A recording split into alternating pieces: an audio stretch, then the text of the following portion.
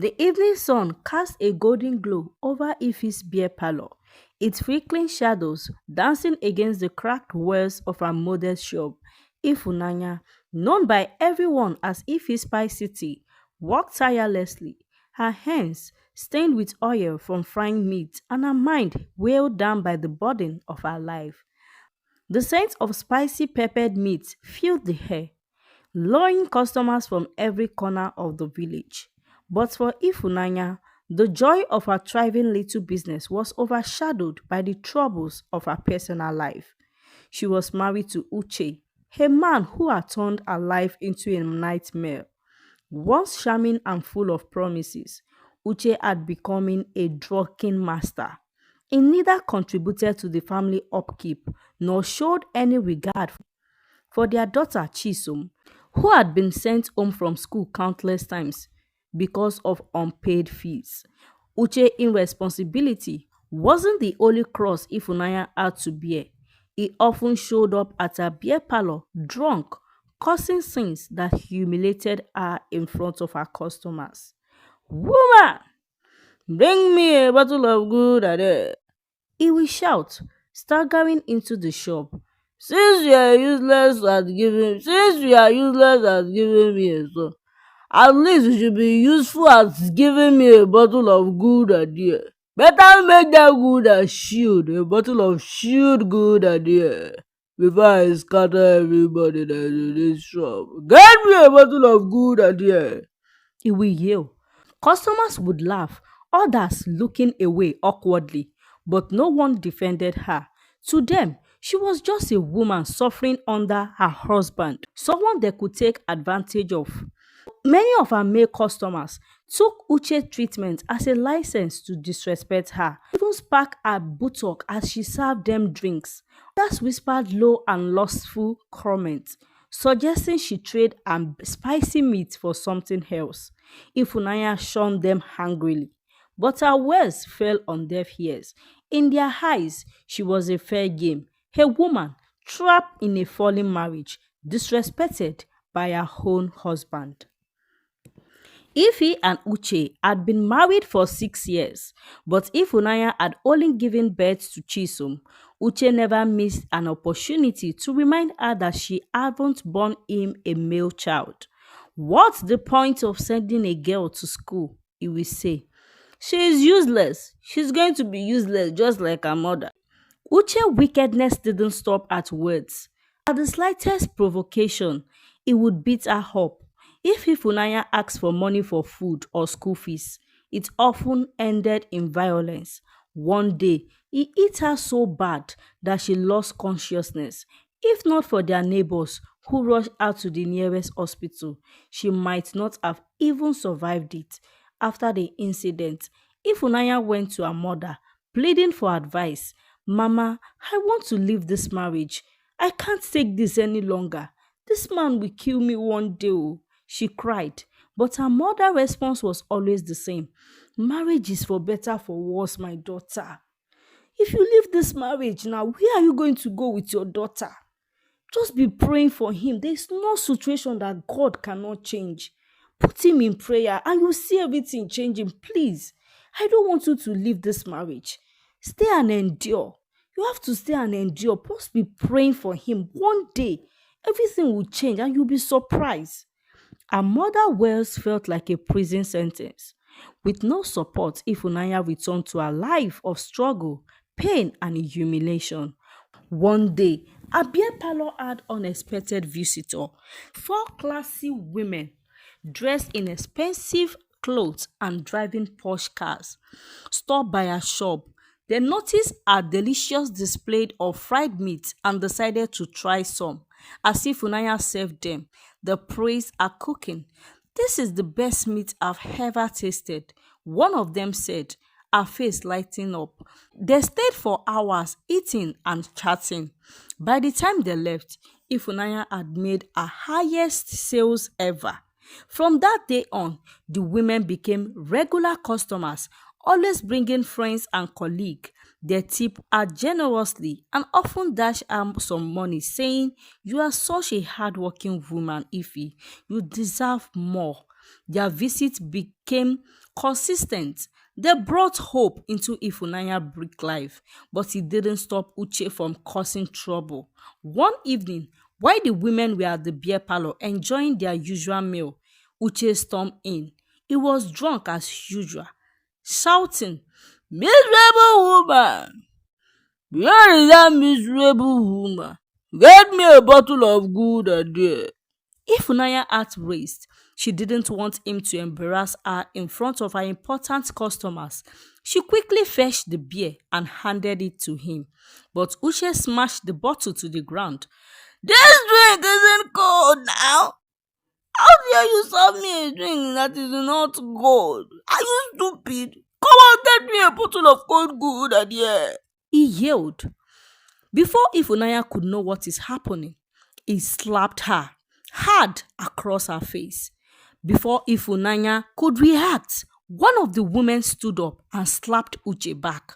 The room fell silent. Uche, shocked and stumbling, looked at the woman in disbelief. How dare you? He backed. How dare you? How dare you? He backed. How dare you treat your wife like this?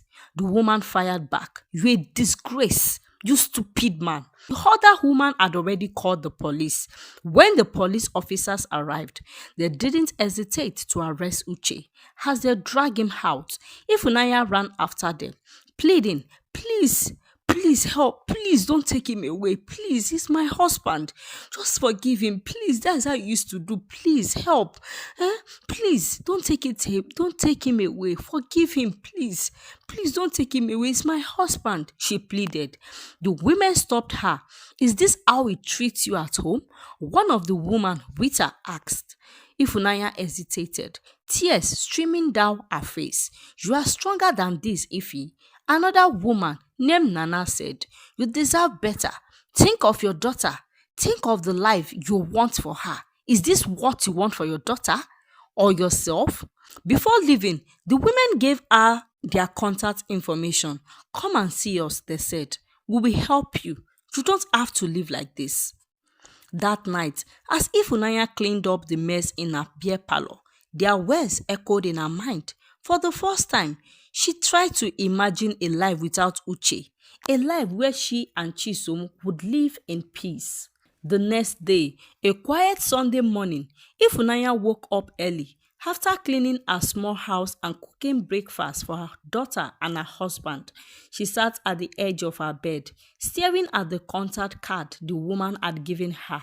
It felt like a lifeline, but she was unsure. Could she trust them? Would they really help her?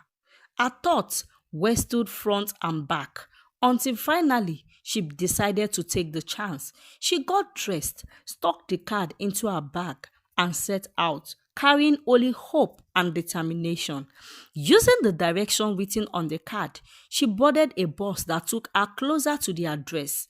After some time, she found herself standing in front of a gated estate, a place unlike anywhere she had ever been. The streets were clean, the houses were large and luxurious, and the air seemed to carry a scent of wealth. Ifunanya hesitated, but then took out her phone and dialed the number. A familiar voice answered. Hello, who is this, please? I'm Ifunanya. It's Ifunanya, ma. Good afternoon, ma. It's Ifunanya. Yes, ma. I'm here, ma. She replied nervously. Good. Give the phone to the security guard. She handed the phone to the uniformed man at the gate. After a short conversation, he opened the gate and waved her through. Ifunanya walked in slowly, her heart pounding.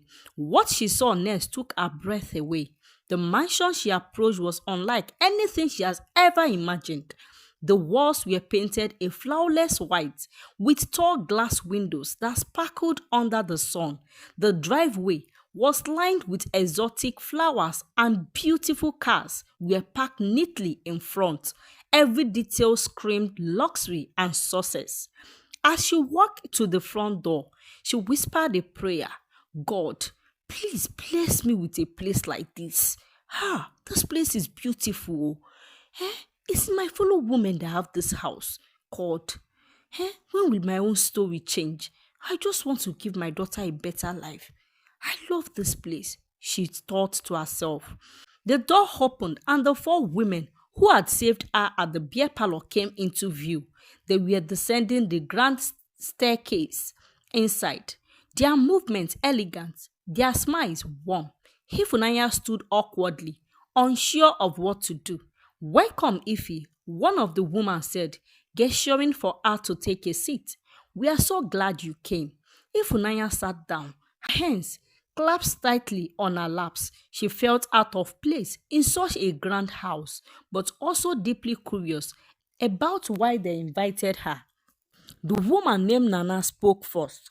We called you here because we want to help you. She began. We understand how life has been with you. We know you're a strong woman doing everything to survive, and we want to assist you. Another woman continued, named Rita. We run a foundation.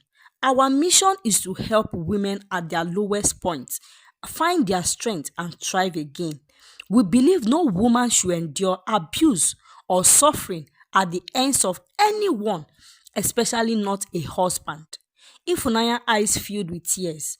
She wasn't used to people caring about her problems, let alone wanting to help. The third woman, named Chizzy, added, women are vulnerable in so many ways, but we believe we are also powerful. Our foundation fights to make sure no woman is taken for granted or treated as less. The fourth woman finally spoke, her voice calm and firm. We want to introduce you to our boss, the woman who started this foundation. Everyone called her boss mother. She had changed the life of countless women. She can even change yours too.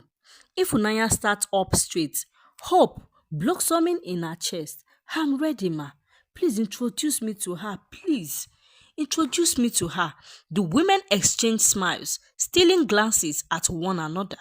Finally, Nana said, no, Ify. We want you to go home first. Think about it carefully. This is not a small step. It will change your life forever. When you have made up your mind, come back to us. Ifunanya blinked, surprised, but I'm sure. I'm ready. I know what I want, ma. Please, ma, I can see and I'm 100% ready. That is why I came. Take your time, Ify, Rita added. This is your decision. It must come from your heart. When you are ready, we will be here waiting. They walked her to the door, each of them giving her a reassuring smile. As Ifunanya left the mansion, she felt a mix of emotion, gratitude, and confusion. The journey home felt different. She looked out of the bus window, her mind swinging with thought. For the first time in years, she saw a glimpse of a better future, not just for herself, but for her daughter. As Ifunanya sat at her bar one quiet evening, lost in thought, life had been nothing but a roller coaster of struggles, heartbreaks, and sacrifices. She stared blankly at the empty glasses on the counter, her heart replaying the pain of the past years. Is this how I and my child are going to survive? Is this what I'm going to do to give this child a better life? Will this child end up suffering the way I am? No, I don't want this for my child. She shook her head, wiping away the tears that threatened her. Why am I here thinking about this when I have a chance to change things? What am I even thinking about? This woman asked me to go and think about it. Is there anything to think of? If they want to help me, they should just help me. And they're asking me to think. With sudden resolve, she locked up her bar and set out to the women's house. When she arrived at the grand mansion, she found them seated at the dining table, enjoying a lavish dinner. They welcomed her warmly, their smiles and calm demeanor putting her at ease. Welcome, Ify. Join us now, one of the women said, signaling a maid to set another plate. Ifunanya hesitated at first, but eventually sat down. As she tasted the meal, her heart swelled with gratitude. It was the first time in years she had eaten a proper meal in a proper house. The food was delicious. She couldn't help but silently pray, oh Lord, please bless me with a life like this. This woman even have a maid. Oh gosh, look at this house. Omo. This house is just sparkling locks with oh God. Eh? I'm not a stick now, God. Help me too. I'm not a stick, I'm not a spoon. God, I beg. Just let me have a taste of this life, even if it's just once. After dinner, the women leaned back in their chairs, their expression turning serious. So, Ify, Nana began, have you made your decisions?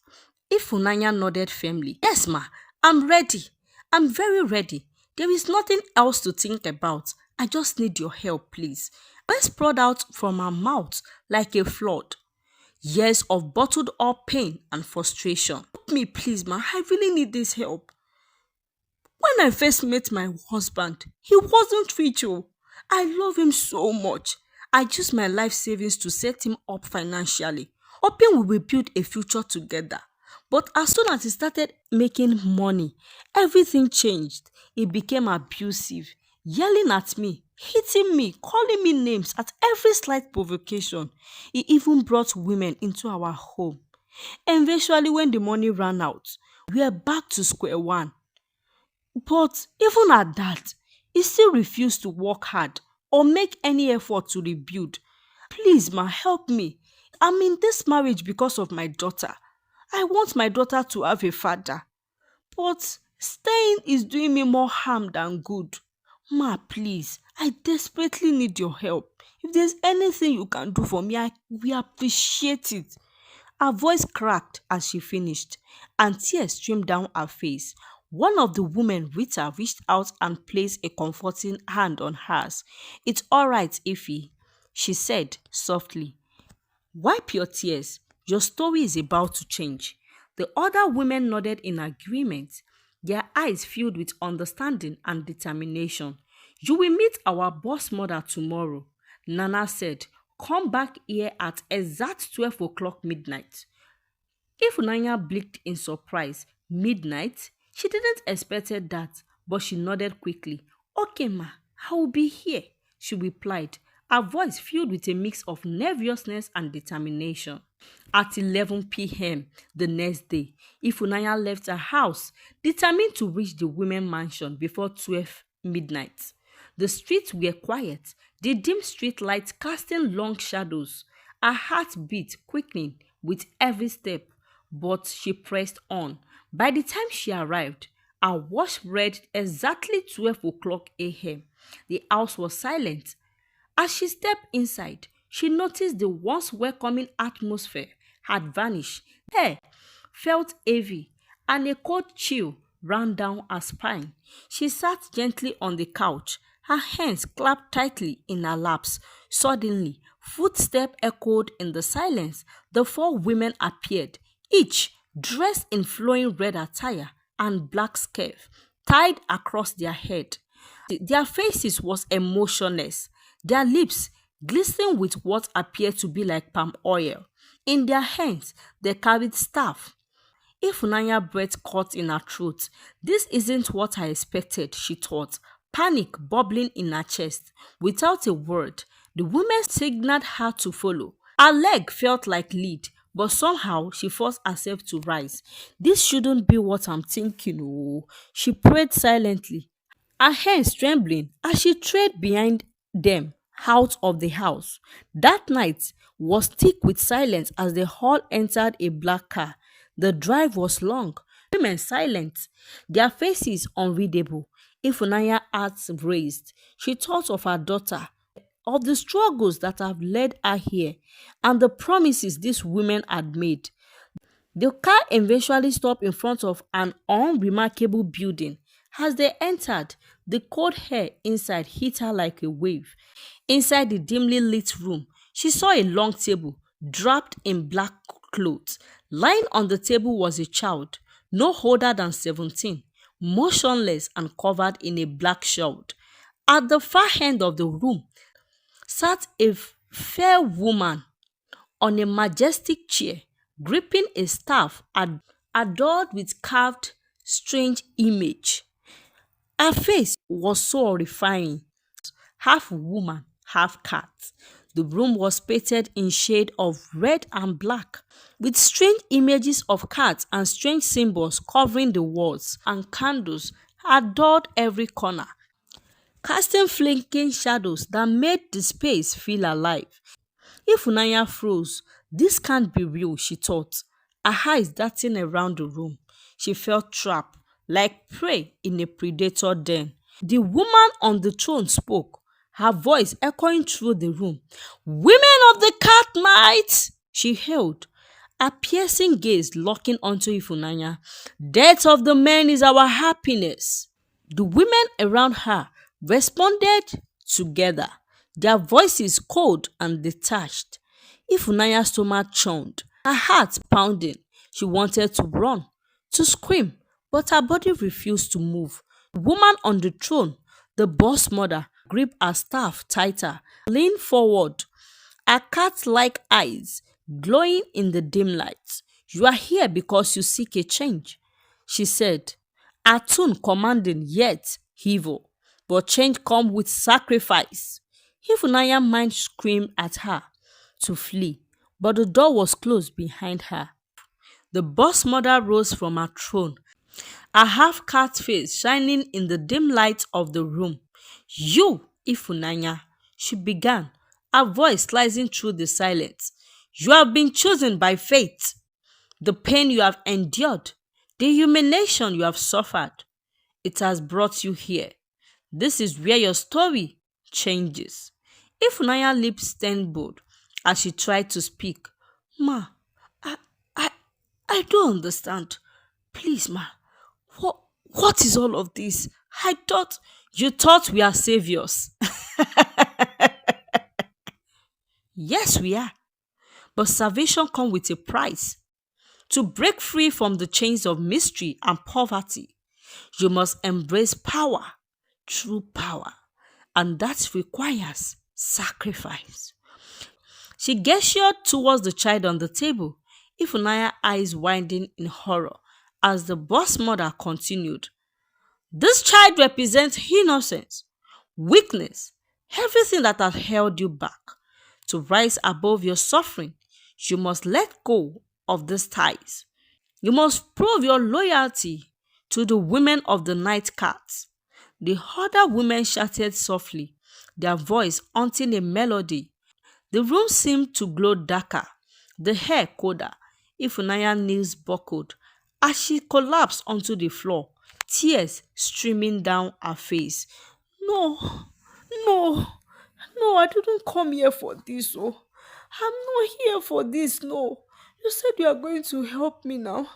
Eh? Auntie Nana, you said you are going to help me, please. I just came for help for my daughter future. I'm not here to harm anyone. Please help me. The boss mother face hardened, her cat eyes narrowing. Ifunanya, do you want to remain a slave to your useless husband? Do you want your daughter to suffer the same fate as you? This is your chance to rise, to claim the life you deserve. The other woman encircled her, their staff tapping against the ground. No man will oppress you again. No one will take advantage of you, they shouted. Ifunanya clutched her chest, her breath cutting in her throat. She thought of her daughter, of the night she cried herself to sleep, of the bruises her husband left on her skin and soul. And then she thought of the child on the table, innocent, defenseless. I can't. No, I'm not here for this. No, I'm not here to shed blood. No, I can't do this. I want to go. I want to live here. It's no problem at all. You've chosen your path. So be it. But remember, no one walks away from the women of the Cat Knight. You don't want to be a part of us. You must choose from these options. No one enter here and leave unchanged. You have only 3 options. Lose your husband, lose your life, or take the purity of a 7-year-old child. Ifunanya stood frozen, her mind reeling from the options laid before her. Why will I have to choose from these options? I said I'm not interested. You are here already, the boss mother continued. You've seen a lot, and you can't go scot free. It's either you join us or you do one of these things I listed for you to get your freedom. Choose. No one enter here and leave unchanged. Tears streamed down her face as she struggled to comprehend the horror of the situation. She turned to Sandra, one of the women, hoping for compassion. Sandra stepped closer, her voice low. Listen to me, Ifunanya. I know how you feel. I was once in your shoes, helpless, lost, and betrayed. My husband destroyed me, and society watched without offering help. But look at me now. I have power, wealth, and freedom. All I have to do was let go of the burden that was holding me back. I sacrificed my husband to this altar. Your husband isn't what you're suffering. Sacrifice him and you will rise above this pain. No, he's still the father of my child no matter what. I can't do that. He's the father of your child. What has he done for that child? Has he ever paid her school fees? Fed her? Clothed her? No, Ifunanya. You'll be doing it all alone. All by yourself. Men don't deserve our mercy.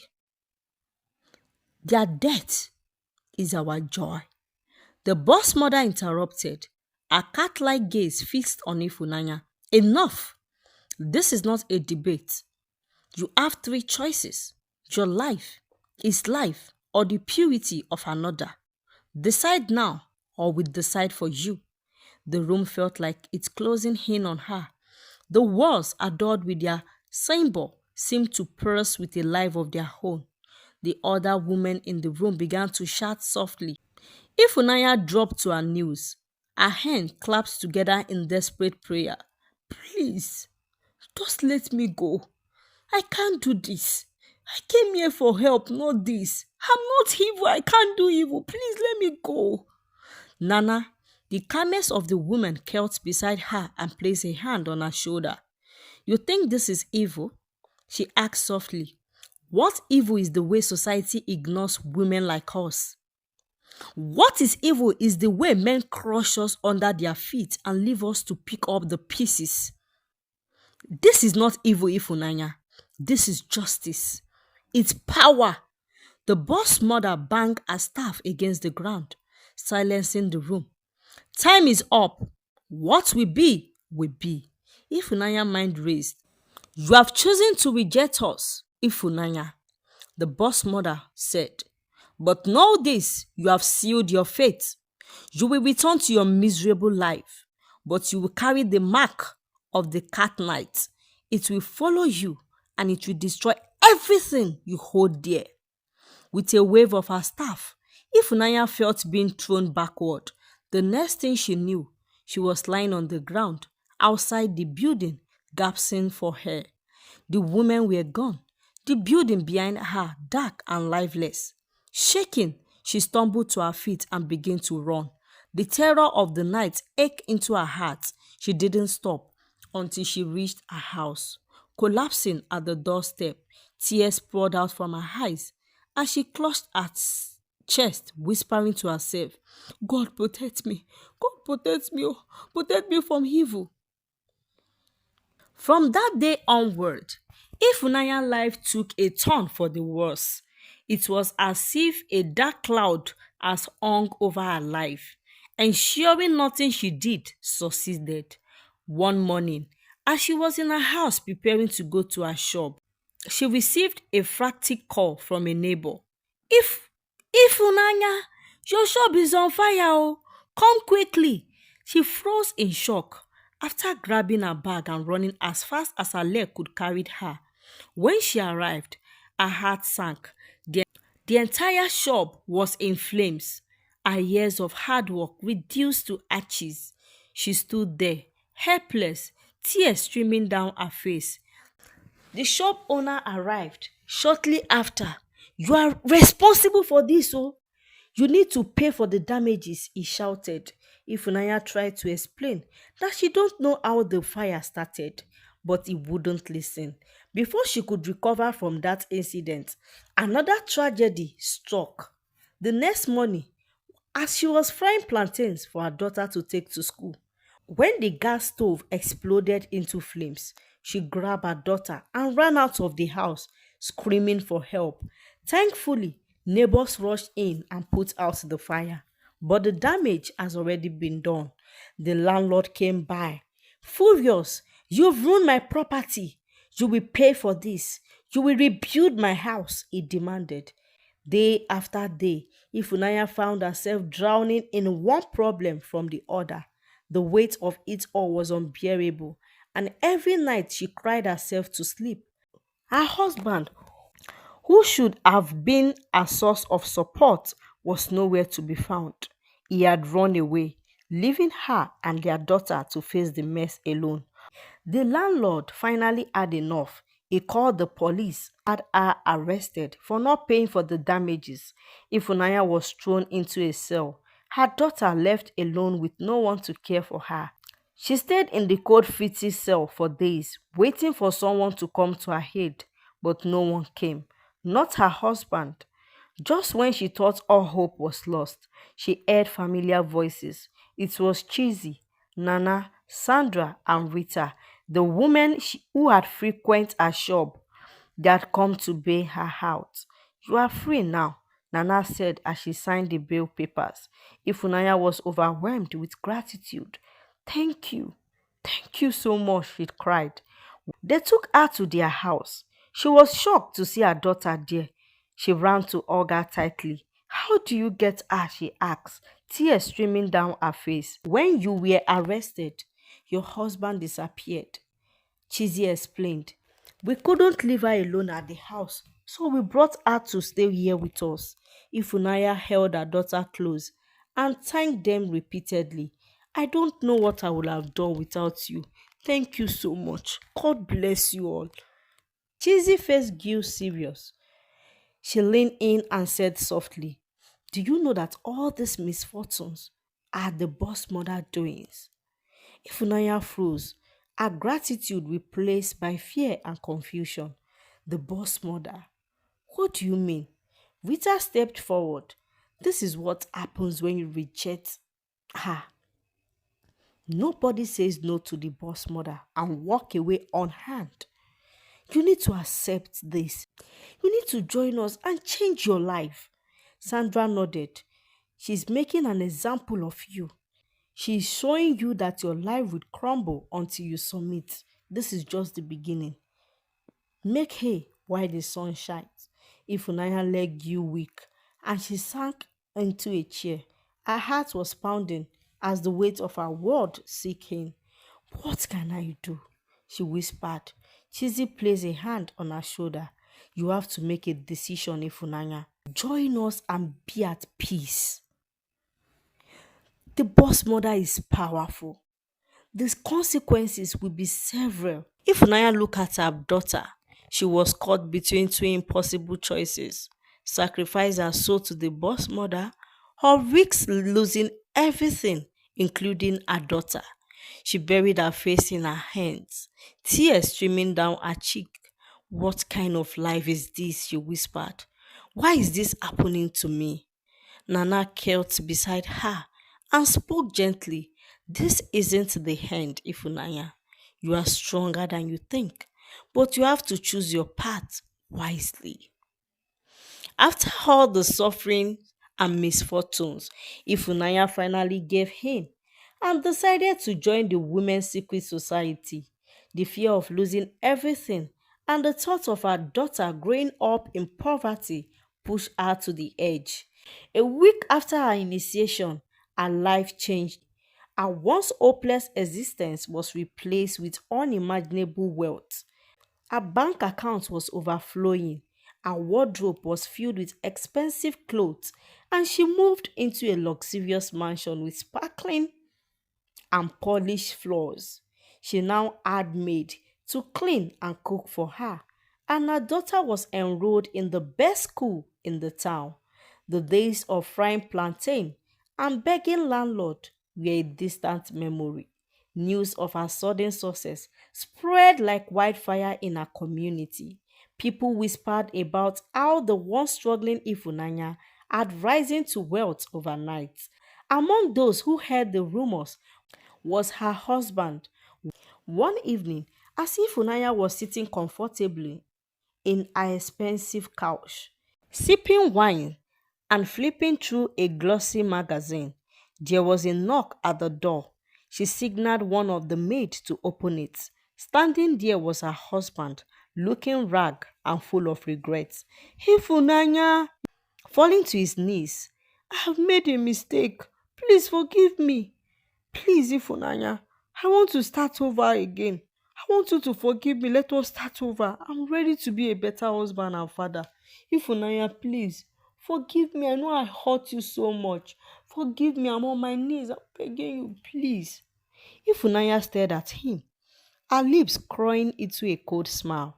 She had waited for this moment, not to forgive him, but to finally show him what it felt like to be powerless.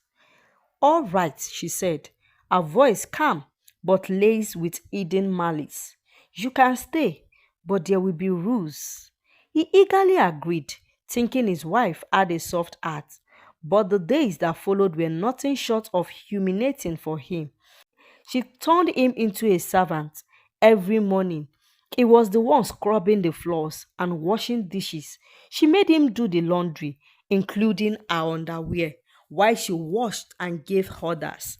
Make sure you rinse my clothes properly, she would say with a smirk. I don't want any stains left on them. He dared not to complain. He had no money, no place to go, and she held all the power. But if Unaya wasn't done, as part of her new life in the secret society, she had to make monthly sacrifices to maintain her wealth and status. One fateful night, she made the ultimate decision. Her husband, the man who had abandoned her, caused her so much pain, would be her next offering to the altar. She prepared him a lavish dinner, pretending to celebrate their reunion. After he ate and fell asleep, she called the women, who arrived in red and black attire. Together, they took him to the secret location of the altar. The room was dimly lit, with candles flickering against the painted walls of cat and skull. The boss mother sat on her throne, a half cat, half woman face smiling wickedly. Women of the night, the boss mother hailed, raising her staff. You have brought us another offering. The altar is pleased. Ifunanya stepped forward, her face emotionless. This is my sacrifice, she said firmly. It is my sacrifice. The ritual was swift, and by the end of the night, her husband was no more. Ifunanya felt no guilt or sadness. To her, it was justice for all the years of abuse and neglect. From that day on, Ifunanya solidified her place in the society. Every month, she sought the purity of a virgin child to appease the altar and maintain her wealth. Her life was filled with luxury, power, and control. She took expensive trips to exotic locations, owned the finest clothes, and had a pick of cars and jewelry. She enjoyed the attention of young men, choosing one to be her companion for a week before discarding him and moving on to the next. Her wealth and confidence made her untouchable. One day, her aging mother paid her a visit. The old woman, dressed in her mother's village attire, sat uncomfortably in Ifunaya's grand living room. She couldn't hide her unease at her daughter's sudden wealth. My daughter, her mother began gently. How did you come into all this money? Last time I visited you, you were struggling to pay rent and feed yourself and your child. Now you live in a mansion all of a sudden, driving cars I've only seen in magazine. Ifunanya, what is happening? Ifunanya smiled, dodging the question. Mama, you don't have to worry yourself. God has blessed me. Just be happy for me. Don't ask too many questions. Just be happy for me and keep on praying for me. But her mother wasn't convinced. Her suspicious grew even stronger. The news of her late husband's mysterious death began to spread. People in the community whispered behind Ifunanya's back. How could a healthy man suddenly die just months after returning to her life? Some claimed it was her wealth that came with a deadly price. Ifunanya, however, didn't care what anyone said. She has grown cold and indifferent. The guilt and shame of her whole life had been replaced with arrogance and pride. On the day of her husband's funeral, people gathered to mourn the man. His parents sat in the front row, weeping uncontrollably. Relatives and friends, neighbors surrounded the graveyard, all dressed in black, whispering and wondering if Ifunanya would even show up. To everyone's shock, she arrived in a white wedding gown, stepping out of a luxurious car, hand in hand with a young man. Gasps rippled through the crowd as they realized what was happening. Ifunanya had turned the funeral into a wedding day. Mourners were frozen in disbelief as her maid began decorating the space. White flowers and ribbons were spread across the area, covering the summer atmosphere of the funeral with a festive air. The four women, Nana, Sandra, Rita, and Chizzy, were present, cheering Ifunanya on.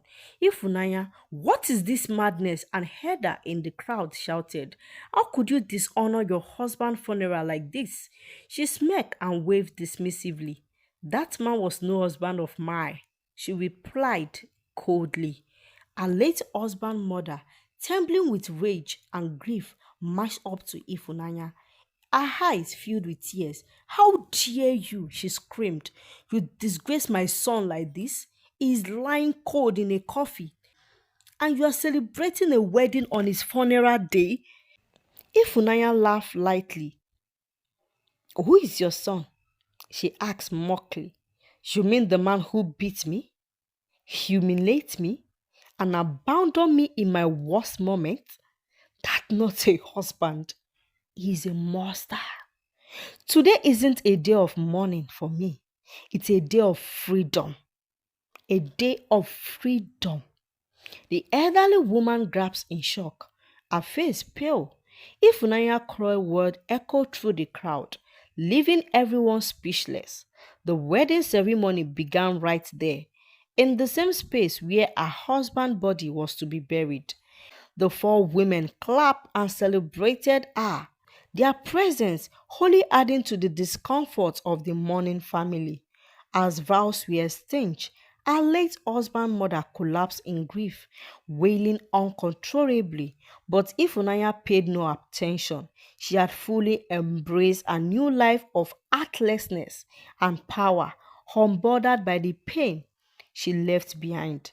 The funeral turned wedding marked the day Ifunaya's transformation was complete. She was no longer the struggling, helpless woman everyone once knew. She was now feared, envied, and utterly ruthless. After the disturbing wedding turned funeral, Ifunanya felt no remorse as she drove off with her new groom, leaving behind the heartbroken mourners. She sat in her luxurious car, a satisfied smile on her face. Her transformation was complete. She was no longer the powerless, pitiful woman begging for scraps of love and respect. Now she was untouchable, feared by many, envied by all. Arriving at her grand mansion, she stepped out with an air of confidence. Her groom followed her nervously, unsure of what he had gotten himself into. But Ifunanya didn't care. To her, he was just another pawn in a carefully constructed game of power and dominance. That evening, she hosted a lavish dinner with her four friends Nana, Sandra, Rita, and Chizzy. The table was adorned with exotic dishes, fine wine. The women toasted to her win, their laughter filling the air. To freedom, Nana declared, raising her glass. To power, Sandra added, clicking glasses with the others, and to the death of useless men, Chizzy concluded, her voice dripping with satisfaction. Ifunanya laughed along with them, her heart as cold as the champagne they drank. Meanwhile, her mother sat alone in her modest home, her heart heavy with worry. She barely recognized the daughter she had once raised. Ifunaya's transformation was too drastic, too unsettling. Her sudden wealth, her shocking decision to host a wedding during her husband's funeral. It was too much. The old woman had tried to talk to Ifunanya several times, pleading with her to reconsider her ways. My daughter, this is not who you are, she had said during one of her visits. What happened to the kind God fearing woman I raised? This path you are treading on is not right. But Ifunanya always brushed her off with a dismissive smile. Mama, I am finally free. Allow me enjoy my life. Stop worrying about me and enjoy the blessings God have given me. Her mother knew these weren't blessings from God, but she couldn't get through to Ifunanya. The woman her daughter had become was a stranger. Powerful, yes, but cold and unrecognizable. As the night deepened, her mother prayed silently, hoping that someday, somehow, Ifunanya could see the truth before it's too late. It was 3 a.m. when Ifunaya's phone rang. She reached for it, irritated that someone was disturbing her sleep. Seeing her mother's name on the screen, she signed and answered, "Hello, Mama. Why are you calling me this early now, Mama? Don't you know I'm still sleeping? Do you know what the time is?" She snapped, her tone impatient. Her mother's voice on the other end of the call sound shaky and distorted, almost unrecognizable. "Ifunanya, my child, I had a dream about you," her mother began, her voice shivering with emotion. "It was a terrible dream. I can't stay silent, please. Ifunanya, retrace your step. I beg you." Ifunanya frowned, sitting up in her bed. "Mama, what are you talking about? What dream is that?" "In the dream, you died, though," her mother said. "It wasn't a peaceful death. It was dark, full of suffering. There was no one there to mourn you, no one to carry your body, Ifunanya. I'm your mother. I know you are involved in something evil. I may not know exactly what it is, but I can feel it. Please, Ifunanya, there is still time for you to mend your ways before it's too late. I'm begging you, I'm talking to you as a mother. Ifunanya, retrace your step." Ifunanya rolled her eyes, frustration building. "Mama, with all due respect, I'm not a child. I don't need you calling me with tales of dream and warning in the middle of the night. Mama, you worry too much. Just go to sleep." Her mother's voice rose, desperate. "You can dismiss me as you usually do, but I won't lie to you. I carried you in my womb for 9 months, Ifunanya. And when something is wrong with my child, I know. Ifunanya, don't let pride and greed destroy you. Don't let the pain of the past consume you. There is a price for everything. And when it comes, it's always too late to undo. Retrace your step. Ifunanya, retrace your step. Ifunanya, retrace your step, my daughter. Retrace yourself. I won't deceive you." For a moment, Ifunanya said nothing, her grip on the phone tightening. Finally, she spoke, her voice cold. "Mama, I appreciate your concern, but I'm fine. My life is good. Maybe you should stop worrying about me and focus on your prayers. Good night. I want to sleep." She ended the call, tossing the phone aside.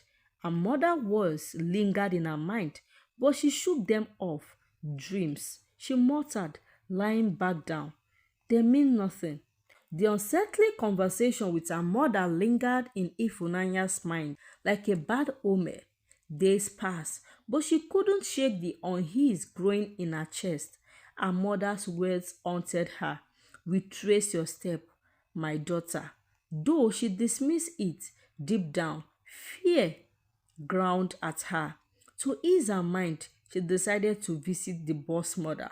If anyone could assure her that everything was fine, it was the leader of the night cats. She dressed in her finest, hoping to appear calm and collected, but her trembling hands betrayed her nerves. When she arrived at the secluded mansion, a dimly lit chamber where the boss mother sat on a majestic throne, the room was filled with the familiar symbols. As if Funanya approached, the boss mother greeted her warmly, her half human, half cat face twisted into a smile. "My daughter," she said, her voice smoothing, "what brings you here at an unexpected time?" Ifunanya hesitated, her heart pounding. "Boss mother, I greet you. I just wanted to ensure everything is fine on my part. Lately, I've been feeling uneasy." The boss mother the boss mother golden cat-like eyes narrowed slightly as she studied her. Then she laughed, a sound that echoed off the walls like a haunting melody. "Ah, my child, you worry too much. There is nothing to fear. You pay your dues faithfully. You're a loyal daughter of the night cat. Your sacrifices and devotion has ensured your prosperity. You have nothing to worry about." And words were meant to reassure Ifunanya, but they only deepened Ifunanya's dread. "Are you certain, boss mother?" "My mother had a dream. She said I died." The boss mother leaned forward, her face inches from Ifunanya. "Dreams are the whispers of the weak," she hissed, her tone firm. "Your mother fears are hers alone. You belongs to us now. The night cat protects its own." Ifunanya nodded, trying to appear convinced, but her unease remained. The boss mother voice softened, her smile returning. "Go home, my child. Enjoy the fruits of your loyalty. The path you walk is one of power and abundance. Don't let the fears of the unenlightened distract you." Ifunanya forced a smile and bowed respectfully before leaving the mansion. Yet, as she stepped out into the cold night air, she couldn't shake the chill that gripped her soul. Something felt wrong, but she couldn't place it. The boss mother words echoed in her mind as she drove home. The night cat protects its own. Few days passed. Ifunanya had a terrifying dream one night. In it, she saw her late husband chasing her with a machete, his face twisted with anger. He didn't say a word, but his footsteps thundered behind her as she ran for her life. Just as he was about to catch her, she woke up with a loud sound. Drenched in sweat, her heart pounded in her chest as she sat up in her bed, clutching the sheets tightly. "What does this mean?" she whispered to herself, glancing nervously around her dark room. But after a few minutes, she shook her head and dismissed the dream. "It's just my imagination," she assured herself. The next morning, something even stranger happened. As she was taking a bath, she turned on the shower. The water rushed out as usual, but after a few seconds, it suddenly stopped. She frowned. On it again, the water came back, but stopped once more. This happened several times. Confused, she stepped out of the shower to check the pipes, but found nothing unusual. "Maybe the plumbing is faulty," she muttered, deciding not to dwell in it. Later that evening, while making herself a cup of coffee in the kitchen, things got even worse. As she reached for a cup from the shelf, two cups suddenly fell to the floor, shattering into pieces. Startled, she stepped back, staring at the broken glass. She clutched down to clean it up, wondering if she didn't place them properly. Another cup poured her coffee and began stirring it. But as she turned to put the sugar away, another cup tumbled from the shelf. This time, it wasn't even near the edge. Her eyes widened in shock. She could feel a chill creeping up her spine. Is this a coincidence? Why does this keep happening? She thought. The most terrifying moment came. The spoon she had placed inside her coffee cup flew out on its own. Her coffee spilled everywhere, soaking the table. That was it. She couldn't take it anymore. Grabbing her bag, She rushed out of the house, her breath coming in short grabs. She had only one destination in mind: the boss mother. When she arrived at the boss mother house, she found the place quiet. The moment she stepped inside, the boss mother was already waiting for her, seated on her grand chair with an unsettling smile. "My daughter," the boss mother said, her voice calm but firm, "why do you look so troubled?" Ifunanya fell on her knees. "Boss mother, strange thing has been happening to me. I had a dream about my late husband chasing me, and now things are moving on their own.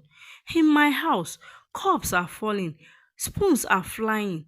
I don't understand what's going on." The boss mother leaned forward, her piercing eyes studying Ifunanya. "There is nothing to fear," she said. "You have paid your dues. You are a loyal daughter of the night cat. Nothing can harm you." But as if Funaya looked into the boss mother's eyes, she couldn't shake the feeling that something wasn't right. The incident only got worse. One day, while driving home from a meeting with her friends, Ifunanya glanced in her rear view mirror. Her blood froze. Sitting in the passenger seat was the image of her late husband, his face pale and haunting, holding a machete. His eyes locked onto hers through the mirror, filled with rage. With a scream, she slammed on the brake, opened the door, and butted into the busy street, leaving her car in the middle of the road. Passersby stared, confused by her frantic behavior, but she didn't care. She ran until her leg ached, heading straight to the boss mother house. Breathing heavily, she burst into the room. "Boss mother! Boss mother!" she cried. "He's haunting me, oh! He's in my car just now, holding a machete," she said. The boss mother turned her head, her calm demeanor unnerving. "This is becoming troublesome," she said. "His spirit is restless. We must bind it." "How?" Ifunanya asked, desperation in her voice. The boss mother leaned forward, her voice low and serious. "Go to his grave. Bring me sand from the site where his body rests. With it, we can chain his spirit and stop this madness." Without hesitation, Ifunanya left the house and headed for the cemetery. It was night by the time she arrived. As she stood before her husband's grave, her hands trembled. She knelt down, scooping a handful of sand into a small bag, her heart pounding with fear. When she returned to the boss mother, the ritual was performed immediately. They chanted, burned herbs, spread the grave sand across the altar. For a moment, Ifunanya felt hopeful, but within days, the strange occurrences continued, and this time they were even worse. Doors slammed shut on their own. Lights flickered uncontrollably. Objects flew across room as if an unseen force was raging around her. She started hearing whispers in the dead of the night, her late husband's voice calling her name. Distraught and exhausted, she went back to the boss mother. "Nothing is working," she cried. "I can't take this anymore." The boss mother looked concerned for the first time. She consulted her staff, muttering strange incantations. Then she raised her eyes to meet Ifunanya. "This is more serious than I thought," she said gravely. "To end this torment, we need a sacrifice, a blood sacrifice." Ifunaya's heart sank. "I will do whatever it takes," she said, her voice shaky. "Tell me, whose blood do you need? A male, female, boy, girl, man, woman? Don't tell me anyone," she said desperately. The boss mother's next word felt like a thunderclap in her ears. "Not a stranger blood this time," she said slowly. "The blood we need is your daughter's." Ifunaya's nails buckled and she fell to the ground. "My daughter?" she repeated, her voice barely above a whisper. Her mind raced, refusing to process the word she had just heard. "Yes," the boss mother said, her tone unyielding. "Her blood is pure and innocent.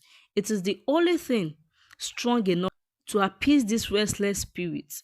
Ifunanya shook her head violently, tears streaming down her face. "No, not my child now. I can't. No, I won't."